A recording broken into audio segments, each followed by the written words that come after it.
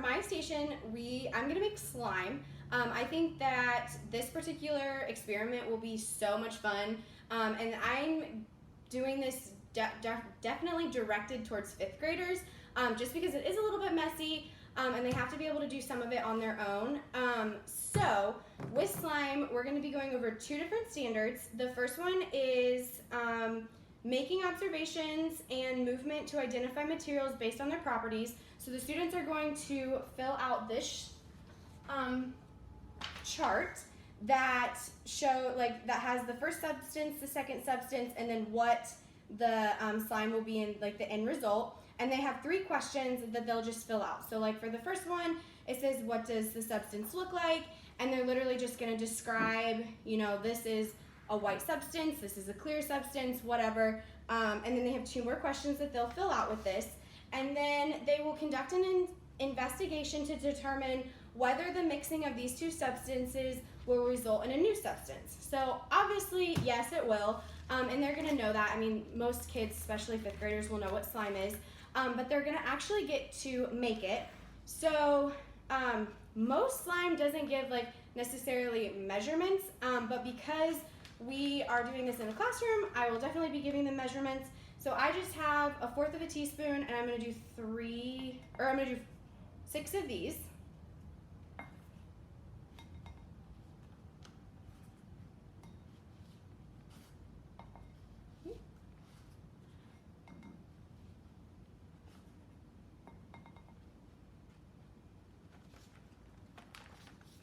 That is a mess.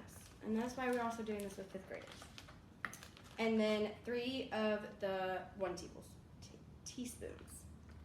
So with the water, we're gonna just do a 2-part, 1 part, but because it may act differently, that we can always add more water. I'll have them seal the bag and use their hands to mash it up. This is gonna definitely need more water. And so while they're mashing it up, I am also gonna have them fill out the same like thing. It says, you know, how does the substances move, which is like separated, and then what are the characteristics together. And like this, like it actually warmed up, so they'll be actually able to feel that while they're mixing it. So this one does need more water, so I'm just gonna add in just a couple more teaspoons. You don't want to overdo it. But for this experiment, I will be like modeling it just so that I'm able to walk around the classroom and help the students while they're doing it. And like after adding that, now it's gotten colder. So like this, they'll be able to write down all of these observations while they're making the slime. And that is about slime consistency. You see it on this end, it's kind of hard, but this is the excess water, which you can always just add more of the cornstarch, whatever. We will talk about adding food coloring to make it a different color, but that is actually one of the questions on their exit slip. And it's the 3rd question of like what other substances they can use. And we can do this experiment, we can do it with milk and try milk. You can do it in so many different ways of just doing the 2 different substances to see like what